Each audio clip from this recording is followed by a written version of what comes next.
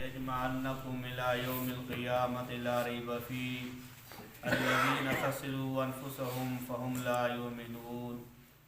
وَلَهُ مَا سَكَنَ فِي اللَّيْلِ وَالنَّهَارِ وَهُوَ السَّمِيعُ الْعَلِيمُ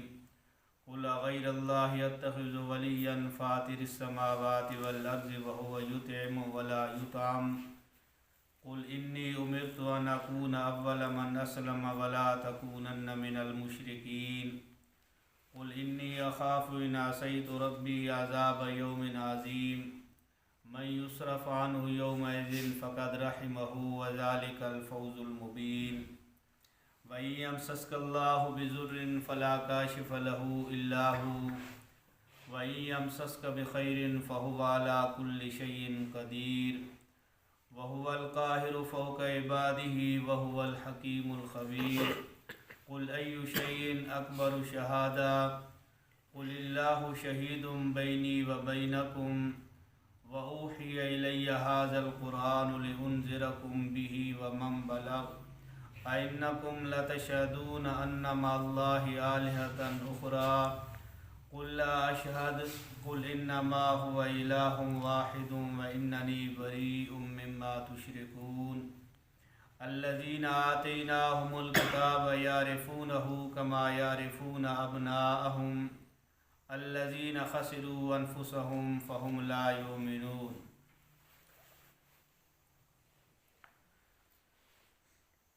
اللہ تبارک و تعالیٰ نے جو مکی صورتیں اتاری ہے، مکہ مکرمہ کے اندر جو صورتیں اتری، ان کے اندر اللہ تعالیٰ نے زیادہ عقائد کے اوپر زور دیا کہ جب انسان کا عقیدہ، کیونکہ وہاں پر مشرکین موجود تھے، اللہ تعالیٰ کے ساتھ انہوں نے 360 اپنے الگ معبود بھی بنا کر رکھے تھے، تو انسان کی نیکی تب کامیاب ہوتی ہے کہ جب انسان کا عقیدہ صحیح ہو۔ اللہ کے بارے میں عقیدہ ہو نہیں، اور انسان طواف تو وہ بھی کرتے تھے، حج وہ بھی کرتے تھے، اپنے حساب سے وہ بھی عبادت کیا کرتے تھے، لیکن عبادت کے اندر پہلی شرط یہ ہے کہ انسان کا عقیدہ صحیح ہو۔ تو اللہ تعالیٰ نے ان مکی صورتوں کے اندر عقائد کے اوپر زور دیا۔ پہلے رکوع کے اندر بھی یہی باتیں گزری، اور اس رکوع کے اندر بھی یہی چیز ہے کہ رسول اللہ صلی اللہ علیہ وسلم سے کو اللہ تعالیٰ فرما رہے ہیں کہ قُلْ سِیرُوا فِی الْأَرْضِ ثُمَّ انظُرُوا کَیْفَ کَانَ عَاقِبَةُ الْمُکَذِّبِینَ۔ بندے کے ذہن کے اندر یہ خیال آتا ہے کہ یہ زندگی ہے، جس طریقے سے مرضی ہے گزارو، اپنی مرضی کی زندگی گزارو، مرضی ہے تو عبادات کرو، مرضی ہے تو عبادات نہ کرو۔ انسان عذاب کے بارے میں اس کا عقیدہ تھوڑا کمزور ہوتا ہے کہ دیکھی جائے گی، جب وقت آئے گا دیکھی جائے گی۔ گناہ کرتے ہوئے ہر بندے کا یہی نظریہ ہوتا ہے کہ وقت آیا تو دیکھی جائے گی۔ اللہ تعالیٰ فرما رہے ہیں کہ قُلْ سِیرُوا فِی الْأَرْضِ، اے نبی علیہ الصلوٰۃ والسلام آپ ان لوگوں کو کہہ دیجئے کہ تم زمین کے اندر سیر کرو، یعنی چلو۔ ثُمَّ انظُرُوا، پھر دیکھو، کیف کان عاقبۃ المکذبین، کہ اللہ تعالیٰ نے کیسا انجام کیا جھٹلانے والوں کا۔ وہ کوئی دور نہیں ہے، تم سے پہلے قومیں گزری ہیں، تم ان کے علاقوں کے اندر جاؤ، آج بھی ایسے علاقے موجود ہیں، عاد اور سمود کی بستیاں موجود ہیں جن کے اندر اللہ تعالیٰ کے جو عذاب آئے تھے ان کی نشانیاں موجود ہیں، تو ان کو دیکھ لو اور ان سے عبرت حاصل کرو کہ تم اللہ تعالیٰ کو کتنا معمولی سمجھتے ہو، کہ اللہ تعالیٰ کے احکامات کے اوپر انسان عمل نہ کرے تو یہی چیز ہے کہ میں طاقتور ہوں، میں عمل نہیں کرتا، اللہ فرماتے ہیں عمل کرو، یہ کہتا ہے میں نہیں کرتا۔ تو اللہ تعالیٰ فرماتے ہیں کہ پھر عذاب آتے ہیں، اور عذاب آنے سے پہلے پہلے ان لوگوں کو دیکھ لو کہ ان کے اوپر اللہ تعالیٰ نے کیسے عذاب بھیجے تھے۔ قُلْ لِمَن مَّا فِی السَّمَاوَاتِ وَالْأَرْضِ، اور دوسری چیز نبی پاک صلی اللہ علیہ وسلم سے اللہ تعالیٰ نے یہ فرمایا کہ سامنے مشرکین تھے، کہ ان مشرکین کے اوپر آپ سوال کیجئے، قُلْ آپ کہہ دیجئے ان سے کہ لِمَن مَّا فِی السَّمَاوَاتِ وَالْأَرْضِ، یہ زمین اور آسمان کس کی ملکیت ہے، یہ سوال ان کے اوپر کرو کہ تم جو اللہ تعالیٰ کے اوپر ایمان نہیں لاتے، اللہ تعالیٰ کی بات کو نہیں مانتے، تو پھر یہ زمین ہے، آسمان ہے، یہ دو چیزیں ہی ہمیں نظر آتی ہیں، آسمان سے عذاب آتے ہیں اور زمین سے عذاب آتے ہیں۔ زمین کے اندر دھنسا دیا جاتا ہے، زمین کے اندر ہی سیلاب آتے ہیں جس کے اندر پچھلی قومیں تباہ ہو گئی تھیں، آسمان سے پتھروں کی بارشیں ہوئی تھی، یہ ساری چیزیں اب دو بڑی چیزیں ہیں، آسمان اور زمین انسان جن کے اوپر ناز کرتا ہے، اللہ تعالیٰ فرماتے ہیں کہ ان سے پوچھو کہ یہ کس کی ملکیت ہے، آسمان کس کی ملکیت ہے اور زمین کس کی ملکیت ہے؟ تو قل للہ، اللہ تعالیٰ فرماتے ہیں کہ آپ خود ہی اس کا جواب، سوال بھی خود کرو، ان کے اوپر سوال کرو، اور یہ سوال ایسا سوال ہے کہ جب آپ ان کے اوپر سوال کرو گے تو یہ آگے سوچیں گے جواب دینے کے لیے۔ تو اللہ تعالیٰ نے فرمایا کہ اے محبوب آپ کہہ دیجئے کہ یہ اللہ کی ملکیت ہے، آسمان بھی اور زمین بھی۔ کاتب علی نفس الرحمہ، اللہ تعالیٰ نے اپنے نفس کے اوپر رحمت کو مقرر کر دیا۔ اس کا مطلب یہ ہے کہ ایک حدیث شریف کے اندر بھی آتا ہے کہ رسول اللہ صلی اللہ علیہ وسلم نے ارشاد فرمایا کہ جب اللہ تعالیٰ نے اس کائنات کو بنانے کا ارادہ فرمایا تو اللہ تعالیٰ نے سب سے پہلے ایک تحریر لکھی، اور تحریر کے اندر یہ لکھا کہ میری رحمت جو ہے وہ میرے غصے کے اوپر سبقت کر جاتی ہے، رحمتی علی سبقتی علی غضبی، کہ میری رحمت جو ہے وہ میرے غصے کے اوپر سبقت کر جاتی ہے۔ اب وہی غصہ اللہ تعالیٰ کی رحمت ہے کہ ہم صبح و شام گناہ کرتے ہیں لیکن فوراً اللہ نہیں پکڑتے۔ اللہ تعالیٰ نے آج تک کسی بندے کو ایسا نہیں کہ وہ کافر ہو اور کفر کی وجہ سے اللہ تعالیٰ نے اس کی روزی بند کر دی ہو کہ بھائی میں تجھ کو کھانا نہیں دیتا یا میں تجھ کو رہائش نہیں دیتا۔ کسی بندے کو اللہ تعالیٰ نے اس بات کے اوپر پکڑا نہیں۔ ہمیشہ اللہ تعالیٰ انسان 100 سال گناہ کرے اس کے بعد بھی اللہ سے معافی مانگے تو اللہ تعالیٰ یہ نہیں گنواتے کہ بھائی تو 100 سال تو نافرمانی کرتا رہا، اب تجھ کو یاد آ گیا تو کلمہ پڑھ لے۔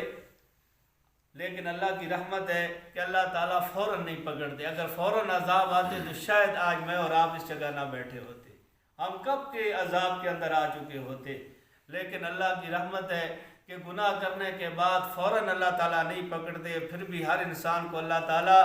ایک وقت دے دیتے ہیں، مہلت دے دیتے ہیں کہ میرے بندے اب توبہ کر لے۔ وقت آ جاتا ہے انسان کے پاس، دیکھیں نا رمضان شریف سال کے بعد ہر سال ایک دفعہ آ جاتا ہے کہ جس کے اندر اللہ کی رحمت جوش کے اندر ہوتی ہے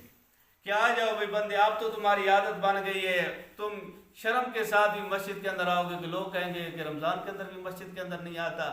لوگوں کی نظروں کے اندر بھی معیوب بن جاؤ گے۔ تو اللہ تعالیٰ نے وہ دروازہ بھی رکھا کہ اس وقت آؤ اور سچی توبہ کر لو۔ جتنا بڑا گناہ گار ہے اللہ تعالیٰ ہر ایک کو جمعے کا دن دیتے ہیں کہ آ جاؤ، یہ دن بڑا مبارک دن ہے اور میری اس کے اندر بڑی رحمت ہے، وسعت والی رحمت ہے، مجھ سے معافی مانگ لو۔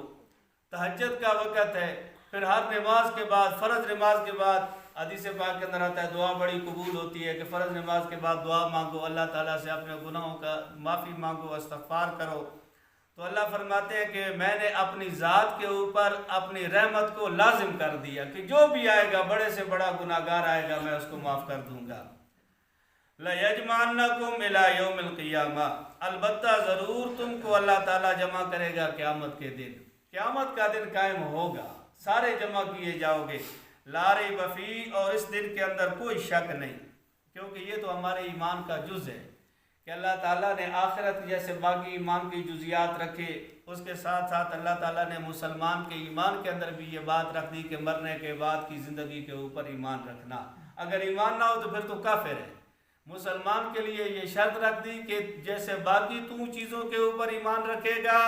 اسی طریقے سے مرنے کے بعد کی جو زندگی ہے، قیامت کا جو دن ہے کہ میں نے ایک دن اللہ کے سامنے کھڑا ہونا ہے اور اللہ تعالیٰ مجھ سے ہر چیز کے بارے میں سوال کرے گا۔ جو میں نے دنیا کے اندر کام کیے وہ اللہ کے پاس موجود ہیں، ہر چیز کے بارے میں سوال کیا جائے گا۔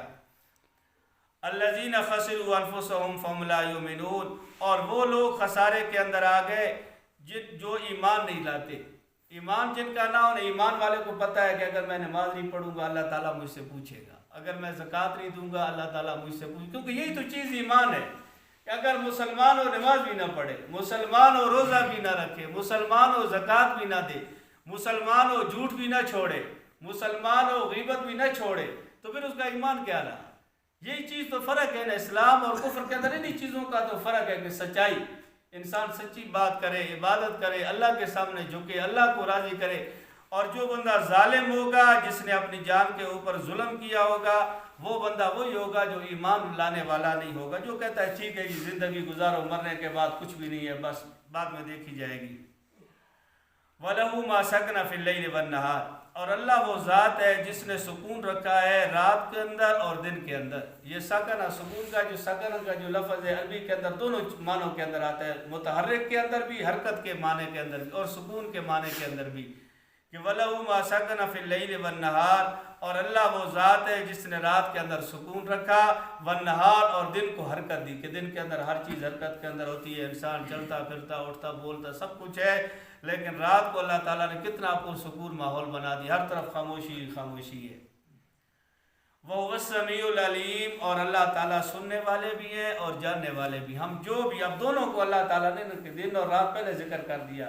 کہ رات کی تاریکیوں کے اندر بندے کے ذہن کے اندر یہ بات نہ ہو کہ اب آزادی ہے میں جو چاہوں کروں۔ اللہ فرماتے ہیں کہ اس وقت بھی میں وہ سمیع، میری ذات وہ ہے کہ وہ سن رہی ہوتی ہے۔ جیسے دن کو انسان تو صرف جب جاگ رہا ہوگا، ہوش کے اندر ہوگا، اس وقت تمہاری بات سنے گا، لیکن اللہ فرماتے ہیں میں تمہاری رات کی تاریکیوں کے اندر بھی سنتا ہوں اور دن کے اجالوں کے اندر بھی تمہاری باتوں کو سنتا ہوں، اور جس مقصد کے ساتھ تم بیٹھے ہو میں اس کو بھی جانتا ہوں کہ تمہارے دل کے ارادے کیا ہیں، وہ ساری چیزیں میں جانتا ہوں۔ قُلْ أَغَيْرَ اللَّهِ يَتَّخِذُ وَلِيًّا، اے نبی علیہ الصلوۃ والسلام آپ ان لوگوں سے کہہ دیجئے کہ غیر اللہ یتخذ ولیًا، کہ کیا تم اللہ تعالیٰ کے علاوہ اور دوست بناتے ہو۔ ولی کا معنی ہے نا، یہاں پر معنی ہے متولی، جیسے کہتے ہیں نا کہ مسجد کا متولی ہوتا ہے، جس کے پاس مسجد کا انتظام ہوتا ہے، جس کو متولی کہا جاتا ہے، صاحب اختیار بندہ، کہ جس کے پاس یہ اختیار ہو کہ وہ مسجد کے کام کرا سکتا ہو۔ تو اللہ تعالیٰ نے بھی یہاں پر یہی سوال کیا کہ یہاں پر ولی کا معنی ہے کہ وہ ذات جو اختیار والی ہے، کیا اللہ کے علاوہ تم کسی اور کو بھی اختیار والا بناتے ہو؟ اللہ کو چھوڑ کر تم کسی اور کے پاس جا رہے ہو، تمہارے ذہن کے اندر یہ بات آتی ہے کہ اس کے پاس بھی اختیار ہے۔ فاطر السماوات والارض، حالانکہ اللہ وہ ذات ہے جس کو چھوڑ کر تم دوسرے مددگار بناتے ہو، دوسرے دوست بناتے ہو۔ اللہ تو وہ ذات ہے جس نے بنائے آسمان اور زمین۔ جب وہ اتنے بڑے آسمان بنا سکتا ہے، اتنی بڑی زمین بنا سکتا ہے، تو کیا تمہارا چھوٹا سا کام نہیں کر سکتا؟ اس کے سامنے آؤ تو صحیح، رو تو صحیح، مانگو تو صحیح۔ جب اتنی بڑی بڑی چیزیں وہ بنا سکتا ہے تو کیا تمہارے لیے چھوٹی چیز نہیں بنا سکتا؟ وَهُوَ يُطْعِمُ، اور سب سے زیادہ جو ضرورت کی چیز ہے نا انسان کے لیے کھانا، کھانے کے بغیر انسان زندہ نہیں رہتا، یہ سب سے زیادہ ضروری چیز ہے انسانی وجود کے لیے۔ تو اللہ فرماتے ہیں کہ وہ یتم، وہ اللہ تم کو کھانا کھلاتا ہے، ولا یتم، اور خود نہیں کھاتا، تمہیں کھلا رہا ہے لیکن خود اس چیز سے پاک ہے۔ قل انی امرت ان اکون اول من اسلم، اور اے نبی علیہ الصلوۃ والسلام آپ ان کو کہہ دیجئے کہ مجھے یہ حکم دیا گیا کہ ان اکون اول من اسلم، کہ سب سے پہلے فرما برداروں میں خود ہو جاؤں۔ یہ نبی پاک صلی اللہ علیہ وسلم فرما رہے ہیں کہ جب اللہ فرماتے ہیں کہ میرے فرما بردار بن جاؤ، تو محبوب آپ ان لوگوں کو کہہ دیجئے کہ سب سے پہلے میں اللہ کا فرما بردار بنتا ہوں۔ تم تو بعد کے اندر آؤ گے، اب یہ نہیں کہ دوسروں کو انسان نصیحتیں کرے اور خود عمل نہ کرے۔ نبی پاک نے فرمایا کہ سب سے پہلے میں خود فرما بردار بنوں گا اللہ کا۔ وَلَا تَكُونَنَّ مِنَ الْمُشْرِكِينَ، اور اللہ کے ساتھ کسی کو شریک نہ ٹھہراؤ۔ یہ چیز ہے نا کہ فرما برداری، کہ اللہ کے ساتھ کوئی اور نہیں، بس مسلمان کا سب کچھ اللہ ہی ہے، مانگنا جو کچھ ہے اللہ سے مانگو، عبادت کرنی ہے اللہ ہی کی کرو، اللہ کے علاوہ کسی کو اس کا شریک، اللہ کے ساتھ کسی کو شریک نہ ٹھہراؤ۔ قُلْ إِنِّي أَخَافُ إِنْ عَصَيْتُ رَبِّي، یہ جو اگلا جملہ ہے اس کے بارے میں مفسرین فرماتے ہیں کہ یہ نبی پاک صلی اللہ علیہ وسلم کو اللہ تعالیٰ نے فرمایا کہ محبوب آپ لوگوں کو کہہ دیجئے۔ اب ہم لوگ کتنے جری ہیں کہ انسان گناہ کتنے کھلے دل کے ساتھ گناہ کرتا ہے اور اللہ تعالیٰ کی نافرمانیاں کرتا ہے اور پھر عذاب سے نہیں ڈرتا، حالانکہ اللہ کا عذاب اتنا سخت ہے کہ اللہ تعالیٰ نے فرمایا کہ اے محبوب آپ کہہ دیجئے کہ انی اخاف ان عصیت، کہ میں ڈرتا ہوں اس بات سے کہ ان عصیت ربی، میں اپنے رب کی نافرمانی کروں۔ نبی پاک بھی فرما رہے ہیں کہ اگر میں رب کی نافرمانی کروں مجھے اس بات سے ڈر لگتا ہے کہ عذاب یوم عظیم، بڑے دن کے عذاب سے۔ تو جب نبوت یہ کہہ رہی ہے تو میں اور آپ کس کے اندر ہوں گے؟ ہمیں بھی اللہ تعالیٰ کا اتنا خوف تو ہو کہ گناہ کرتے ہوئے انسان اتنا تو دیکھ لے کہ اللہ کی ذات دیکھ رہی ہے اور اللہ تعالیٰ نے مجھ کو اس بات سے منع کیا ہے کہ یہ کام نہ کر۔ مَن یُصْرَفْ عَنْهُ یَوْمَئِذٍ فَقَدْ رَحِمَ، اور جس بندے سے اس دن عذاب کو پھیر لیا گیا فقط رحمہ، اس بندے کے اوپر رحمت کر لی گئی۔ قیامت کا جب دن ہوگا اور اللہ تعالیٰ کا عذاب کسی بندے سے پھیر دیا جائے تو اس بندے کے اوپر حقیقت کے اندر اللہ کی رحمت ہوگی۔ آج دنیا کے اندر ہم یہ کہتے ہیں کہ بس مال مل گیا، عہدہ مل گیا، صحت مل گئی، اس کے اندر ہم کہتے ہیں کہ اللہ ہمارے اوپر بڑا راضی ہے۔ اگر اسی کے ساتھ خصوصیت ہوتی کہ اللہ اسی وجہ سے راضی ہوتے تو قارون کو تو اللہ نے بڑے خزانے دے دیے تھے، نمرود کو اور ابو جہل کو اللہ تعالیٰ نے اور فرعون کو بڑی بڑی بادشاہتیں دے دی تھی۔ اگر یہی چیز کامیابی ہوتی، مال کامیابی تھا، عہدہ کامیابی تھا، تو پھر تو ان کے پاس مسلمانوں سے زیادہ مال تھا، اور آج بھی کافر مسلمانوں سے زیادہ طاقتور ہے مال کے اعتبار سے، ان کی فوجیں بھی بڑی ہیں، مال کے خزانے بھی بڑے ہیں۔ اگر مال ہی ملنا یہ کامیابی تھی تو پھر دنیا کے اندر تو کافر کامیاب ہو گیا۔ لیکن اللہ فرماتے ہیں کہ کامیاب وہ بندہ ہے کہ جس سے قیامت کے دن عذاب کو پھیر لیا جائے۔ دنیا وہ ایسی گزار کے گیا کہ اللہ تعالیٰ اس سے عذاب کو دور کر دیتے ہیں، عذاب ہٹا دیتے ہیں، تو یہ بندہ حقیقت کے اندر کامیاب ہے۔ وَذَلِكَ الْفَوْزُ الْمُبِينُ، اور یہ بڑی کامیابی ہے کہ جب ساری انسانیت کھڑی ہو۔ دیکھو دنیا کے اندر نتیجہ نکلتا ہے تو انسان اگر فیل ہو جائے نا تو وہ کسی کو منہ دکھانے کے قابل نہیں ہوتا، اگر پاس ہو جائے تو ہر ایک کو دکھاتا ہے کہ دیکھو جی میں پاس ہو گیا۔ یہ تو ایک دنیا ایک معمولی سی ایک کلاس کے اندر 15 20 50 طالب علموں کے اندر یہ بات ہوتی ہے کہ انسان کو رسوائی آتی ہے، لیکن جب آدم علیہ السلام سے لے کر آخری دن تک جو بندہ آئے گا، قیامت کے آخری دن تک وہ سارے کھڑے ہوں گے، اس کے اندر جو ناکام ہو گیا تو یہ کتنی بڑی رسوائی ہوگی۔ وَإِن يَمْسَسْكَ اللَّهُ بِضُرٍّ فَلَا كَاشِفَ لَهُ، اور اللہ تعالیٰ جس بندے سے کسی جو ہے اللہ تعالیٰ کسی بندے کے اوپر کوئی بیماری بھیج دے، بِضُرٍّ کوئی تکلیف چیز بھیج دے تو فَلَا كَاشِفَ لَهُ کوئی اس کو ہٹا نہیں سکتا۔ دنیا کے اندر یہ دو چیزیں ہوتی ہیں، نفع اور نقصان، جس کی وجہ سے انسان لوگوں کے دروازوں کے اوپر جاتا ہے، لیکن یہ چیز اللہ نے اپنے پاس رکھی ہے، نہ کسی کو نفع دیا ہے اور نہ کسی کو نقصان دیا کہ بھائی تو ان کو نفع دے تو ان کو نقصان دے، یہ کسی کے اختیار کے اندر نہیں۔ اگر اللہ تعالیٰ کسی بندے کو دے دے کوئی تکلیف تو آپ جاؤ کسی کے پاس، یہی ہے نا کہ انسان کسی کے پاس جائے گا کہ مجھے وہاں سے یہ تکلیف دور ہو جائے گی، اللہ کے ساتھ اسی وجہ سے انسان شریک ٹھہراتا ہے کہ میں فلاں، جیسے آج کل ہے نا کہ فلاں دربار کے اوپر جاؤ تو فلاں جگہ یہ کام کرو تو یہ بیماری دور ہو جاتی ہے، یہ دور ہو جاتی ہے۔ اب یہ عقیدے ہوتے ہیں، میں آگے بتلاؤں گا، آپ آگے بتلاؤں گے، یار میں اس دربار کے اوپر گیا تھا، وہاں پر اگر یہ کام کرو جا کر تو خارش دور ہو جاتی ہے، یہ کام کرو تو اولاد مل جاتی ہے، یہ کام کرو تو نوکری مل جاتی ہے۔ اب وہ آگے آگے لوگوں کو بھیجیں گے کہ یار میں گیا تھا، میرا کام ہو گیا، تو بھی جا، لیکن اللہ فرماتے ہیں کہ یہ نفع اور نقصان میرے پاس ہے، بیماری لگاتا بھی میں ہوں اور دور بھی میں کرتا ہوں۔ اللہ فرماتے ہیں کہ فَلَا كَاشِفَ لَهُ إِلَّا هُ، کون ہے ایسا کہ جس کو اللہ بیماری لگا دے، تکلیف لگا دے اور وہ اس کی دور کر دے، الا ہو، سوائے اللہ تعالیٰ کہ اب لے آؤ سارے خدا لے آؤ جو دنیا کے اندر تم نے معبود بنا لیے کہ وہ کسی انسان کو شفا دے دے۔ وَإِن يَمْسَسْكَ بِخَيْرٍ، اور جس بندے کو اللہ تعالیٰ بھلائی دے دے، اب ساری دنیا لگ جائے یار اس کو مال کیوں مل گیا، اس کو یہ چیز کیوں مل گئی، صحت کیوں مل گئی، اب لگاؤ زور اور اس سے لے لو مال۔ اللہ فرماتے ہیں جو چیز میں نے دی ہے نا کہ کسی کے ساتھ میں نے بھلائی کی ہے، کسی کو میں نے عزت دے دی ہے، کسی کو میں نے صحت دے دی ہے، اب لگاؤ زور سارے مل جاؤ اور اس کی وہ عزت تم ذلت کے اندر ملا کر دکھاؤ۔ کوئی ایسا ہے اللہ کے علاوہ کہ جو کسی سے کوئی عزت چھین لے یا کسی سے صحت چھین لے یا کسی سے اولاد چھین لے؟ یہ ساری چیزیں اللہ تعالیٰ نے دی ہے اور اختیار بھی اللہ ہی کے پاس ہے۔ وَهُوَ عَلَىٰ كُلِّ شَيْءٍ قَدِيرٌ، اور وہ اللہ ہر چیز پر قدرت والا ہے، اس کے پاس ہر چیز کی خزانے ہیں اور اسی کی قدرت چلتی ہے۔ وَهُوَ الْقَاهِرُ فَوْقَ عِبَادِهِ، اور وہ اللہ غالب ہے اپنے بندوں کے اوپر، غلبہ اسی کا چلتا ہے۔ قاہر اللہ تعالیٰ کی قہار صفت ہے نا، اور قہر کہتے ہیں نا کہ اس بندے کے اوپر قہر آ گیا، کہ اگر بندے کے اوپر کوئی پریشانی آ گئی، کوئی مصیبت آ گئی، اب کون ہے اس کو دور کرنے والا؟ اللہ فرماتے ہیں کہ وَهُوَ الْقَاهِرُ، وہ اللہ ہی قاہر ہے، وہ اللہ ہی غالب ہے اپنے بندوں کے اوپر۔ وَهُوَ الْحَكِيمُ، اور وہ اللہ ہی حکمت والی ذات ہے۔ الخبیر، اور اللہ ہی کی ذات باخبر ہے۔ یہ ساری صفتیں اللہ تعالیٰ کی ہیں۔ قُلْ أَيُّ شَيْءٍ أَكْبَرُ شَهَادَةً، اور اے نبی علیہ الصلوۃ والسلام آپ ان لوگوں سے کہہ دیجئے کہ سب سے بڑی شہادت کس کی ہے؟ آگے سامنے مشرکین کھڑے تھے اور نبی پاک صلی اللہ علیہ وسلم اپنی نبوت ان کے سامنے پیش کر رہے تھے، قرآن پیش کر رہے تھے، تو وہ مان نہیں رہے تھے۔ تو نبی پاک کو اللہ تعالیٰ نے فرمایا کہ آپ ان کو کہہ دیجئے کہ سب سے بڑی شہادت کس کی ہے؟ کہ دیکھو شہید گواہ تو وہ ہونا چاہیے نا کہ جس کو پتہ ہو کہ اس بندے نے رات کو کیا کیا، اس کو پتہ ہونا چاہیے کہ یہ دن کے اندر اس نے کیا کیا، جس بات کا وہ دعویٰ کر رہا ہے اس کے بارے میں لوگوں کو معلومات بھی تو ہونا جس نے گواہی دینی ہے۔ یہ تو نہیں ہے کہ دنیا کے اندر رشوت چل جائے گی، بس جھوٹی گواہی دے دو، عدالت بھی تمہاری اپنی، گواہ بھی تمہارے اپنے، پیسہ دو اور سارا نظام چل گیا۔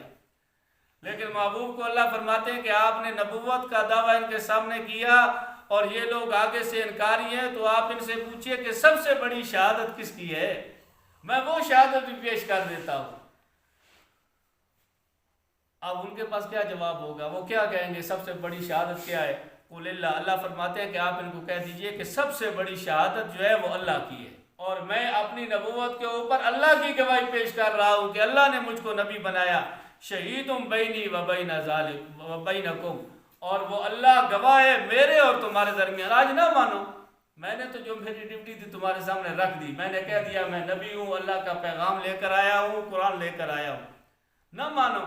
لیکن قیامت کے دن میرے اور تمہارے درمیان جو گواہی ہوگی وہ سب سے بڑی گواہی ہوگی، اور اللہ میرا گواہ بنے گا، اللہ تعالیٰ گواہی دے گا کہ میں نے اس کو نبی بنایا تھا۔